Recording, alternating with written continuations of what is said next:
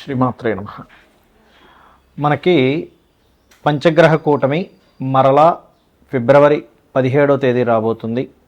17వ తేదీ నుంచి almost month ending వరకు ఉంటుంది. అంటే ముందుగా చంద్రుడు కలుస్తాడు పంచగ్రహ కూటమి. చంద్రుడు వెళ్ళిపోయిన తర్వాత 22వ తేదీ నుంచి కుజుడు వచ్చి జాయిన్ అవుతాడు.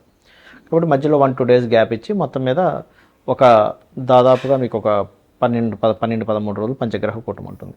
దీని వలన మీకు కలిగేటువంటి ఫలితాలు ఏమిటి, ఏ విషయాల పట్ల మీరు జాగ్రత్తగా ఉండాలి. అదేవిధంగా మీరు చూడండి, వల్ల రేపు మనం ఎప్పటి నుంచో చెప్పుకుంటూ వస్తున్నాం, చాలా విచిత్రాలు జరుగుతాయి, చాలా అప్ అండ్ డౌన్ జరుగుతాయి. అదేవిధంగా షేర్ మార్కెట్ క్రాష్ అవుతుంది, గోల్డ్ రేట్లు సిల్వర్ రేట్లు పెరగడాలు తరగడాలు విపరీతంగా అవుతుంటాయి అనుకున్నాం. మరి ఇందులో ఇన్వెస్ట్మెంట్స్ చేసే వాళ్ళ పరిస్థితి కూడా ఏంటి, దానికి కూడా అసలు ఎటువంటి జాగ్రత్తలు తీసుకోవాలి అనేటువంటి విషయాలు కూడా తెలుసుకుందాం. అయితే ఈ యొక్క అంశాలు చెప్తుంది నేనైనప్పటికీ చెప్పిస్తుంది సాక్షాత్ లలిత అమ్మవారిగా భావిస్తూ ఒక్కొక్కటిగా మనం తెలుసుకుందాం.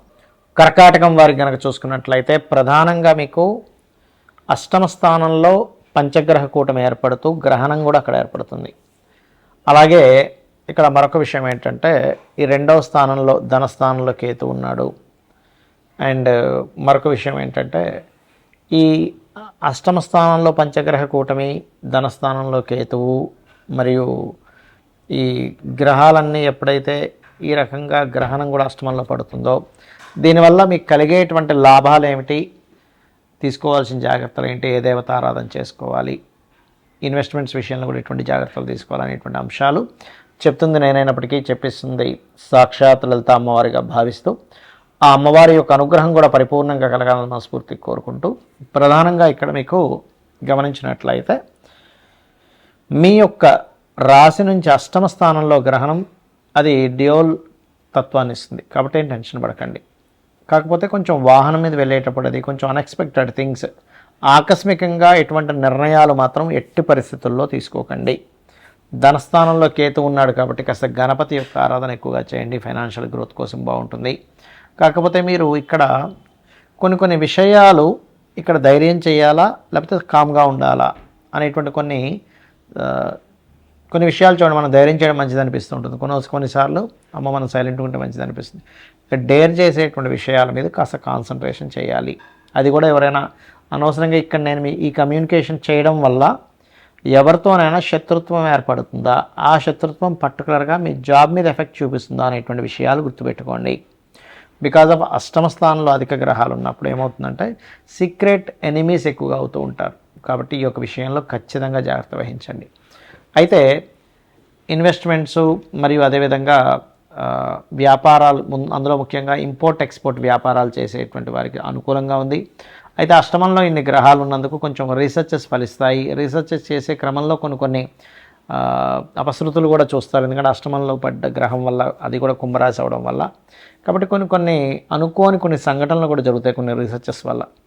ఇక పిహెచ్డీ చేయడానికి చాలా అనుకూలంగా ఉందని చెప్పుకోవచ్చు. ఇక మీరు ఎక్కువగా చేయవలసిన దేవతా ఆరాధన కూడా, అందులో ముఖ్యంగా మీరు లలితా సహస్రనామాల్లో ఓం అష్టమీ చంద్ర విభ్రాజ అలిక స్థల శోభితాయ నమః అని మంత్రం చేయండి. దీంతోపాటు ఓం స్కందాయ నమః అని నామస్మరణ చేయండి. అనే విధాలు బాగుంటుంది. ముఖ్యంగా ఈ పంచగ్రహ కూటమి ఏర్పడినందుకు మనం లాస్ట్ టైం జనవరి మాసంలో కూడా పంచగ్రహ కూటమి ఏర్పడింది. ఆ సమయంలో చండీ హోమం అందరికీ ఫ్రీగా చేసి పెట్టాము. అప్పుడే మనం అనౌన్స్మెంట్ చేసాం నెక్స్ట్ మంత్ క్షేత్రంలో జరుగుతుందని. కామాఖ్య శక్తిపీఠంలో ఈసారి 17, 18, 19 తేదీల్లో 17వ తేదీ గణపతి మరియు లలితా హోమము, 18వ తేదీ నవగ్రహ హోమము, 19వ తేదీ చండీ హోమం జరుగుతుంది. ఆ హోమం జరిగిన తర్వాత రుద్రాక్ష, ఆ హోమంలో పూజలో పెట్టినటువంటి రుద్రాక్ష మరియు అదేవిధంగా హోమ భస్మము, ప్రసాదము, డ్రై ఫ్రూట్స్ ప్రసాదము మరియు అదేవిధంగా ఆ యొక్క సింధూర్, మనకి ఏదైతే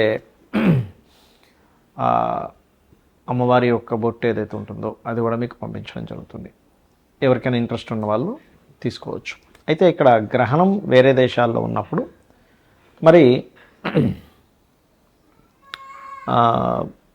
ఆ యొక్క దేశాలలో ఉండేటువంటి వారికి మాత్రమే ఈ గ్రహణ ప్రభావం పడుతుంది, గుర్తుపెట్టుకోండి. ఇండియాలో ఉండే వాళ్ళకి కాదు.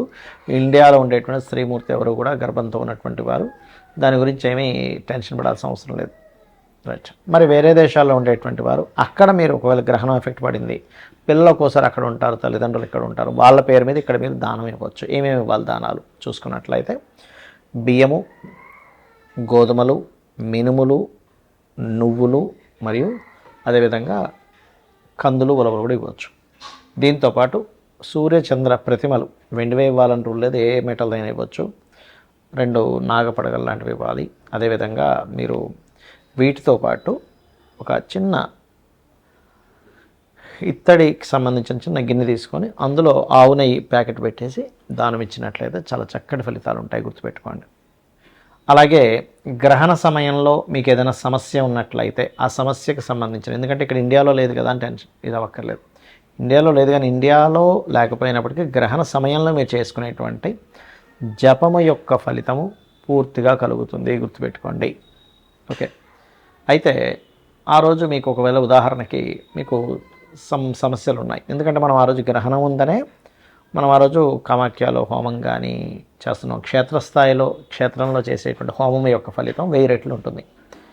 గ్రహణం రోజు చేసే ఫలితం మరొక 1000 రెట్లు ఉంటుంది. కాబట్టి ఆ రోజు చాలా గొప్పమైనటువంటి విశేషంగా చేయడం జరుగుతుంది. సరే, మీ మటుకు మీరు ఏదైనా మంత్రం చేసుకోవాలి, మీ ఇష్టదైవ మంత్రం చేసుకోవచ్చు, మీ గురువుల దగ్గర పొందిన మంత్రాన్ని మీరు చేసుకోవచ్చు చక్కగా, అందులో ఎటువంటి సందేహం లేదు. అలాగే ఇక్కడ మీరు ఏదైతే లలిత అమ్మవారికి సంబంధించింది అనుకుంటారు, లలిత సహస్రనామాలు, విష్ణు సహస్రనామాలు, శివ సహస్రనామాలు కూడా చేసుకోవచ్చు. దీంతోపాటు ఫైనాన్షియల్ ఇబ్బంది పడుతున్నటువంటి వారు ఓం సంపత్కరీ సమారూఢ సింధుర వ్రజ సేవితాయ నమః అని చేసుకోవచ్చు. అప్పులకి ఇబ్బంది పడుతుండేటువంటి వారు ఓం అపర్ణాయ నమః అని చేసుకోవచ్చు. ఇక ఫ్లక్చువేషన్స్ అవుతున్నాయని మనం చెప్పుకున్నాం ఈ పంచగ్రహ కూటముల వల్ల, గురువు అత్యాచారం వల్ల, గురువు మిథున రాశిలో ఉండడం వల్ల షేర్ మార్కెట్ కానీ బంగారు సిల్వర్ రేట్స్ కానీ మనం చెప్పుకున్నాం ఆల్రెడీ విపరీతంగా పెరుగుతాయని చెప్పుకున్నాము, కొంత ఇబ్బంది వస్తుందని చెప్పుకున్నాం. మరి మీరు ఇబ్బంది పడకుండా ఉండాలంటే ఏం చేయాలి? ఏ రాశి వారైనా ఏ లగ్నం వాళ్ళైనా ముందుగా ధనాధిపతి, మీ లగ్నం నుంచి ధనాధిపతి ఎవరో తెలుసుకోండి, మీకు ధనాన్ని ఇచ్చే కారకుడు ఎవరో తెలుసుకోండి, ఆ అధిష్టాన దేవత ఆరాధన చేసుకోండి. ప్రతి లగ్నానికి ధనాధిపతి ఉంటాడు. అలాగే పంచమాధిపతి నిర్ణయం తీసుకునేటువంటి కారకుడు. ప్రజెంట్ పంచమ స్థానంలో కేతు ఉన్నాడు కాబట్టి న్యాచురల్ పంచమ స్థానంలో అందరూ గణపతిని ధ్యానం చేయడం వల్ల మీరు ఎటువంటి రాంగ్ డెసిషన్స్ తీసుకోకుండా ఉంటారు. అలాగే మీ లగ్నం నుంచి పంచమాధిపతిని చేయడం వల్ల మీరు రైట్ టైంలో రైట్ డెసిషన్ తీసుకోవడం జరుగుతుంది.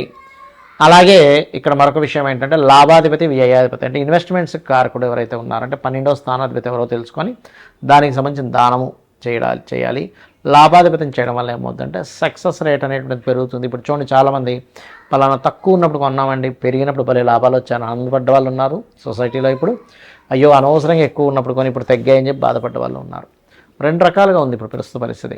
కానీ మీరు ఎక్కడా కూడా ఎక్కువగా ఉండి కొన్నప్పుడు తగ్గిపోయి ఇబ్బంది పడకుండా ఉండాలంటే ఈ నలుగురు అంటే ధనాధిపతి, పంచమాధిపతి, ఆలోచనాకారకుడు, లాభాధిపతి, వ్యయాధిపతి మీ లగ్నం నుంచి ఎవరు ఏ ఫలితాలు ఇస్తున్నారో తెలుసుకొని దానికి సంబంధించిన దానము మంత్రము చేయడం ద్వారా అనవసరంగా మీరు రాంగ్ ఇన్వెస్ట్మెంట్ చేసి ఇబ్బంది పడకుండా ఉండగలుగుతారు, గుర్తుపెట్టుకోండి. అలాగే ఈ యొక్క బంగారం సిల్వర్ యొక్క రేట్లు ఈ ఒక్కరోజు కాదు, గుర్తుపెట్టుకోండి. ఇది ఒక 1.5 year వరకు ఫ్లక్చువేషన్స్ జరుగుతూనే ఉంటాయి. విపరీతంగా పెరుగుతూ ఉంటుంది, విపరీతంగా తగ్గుతూ ఉంటుంది. కాబట్టి don't worry, long term investment చేసే వాళ్ళకి ఇబ్బంది ఏమీ ఉండదు, గుర్తుపెట్టుకోండి. శ్రీమాత్రే నమః.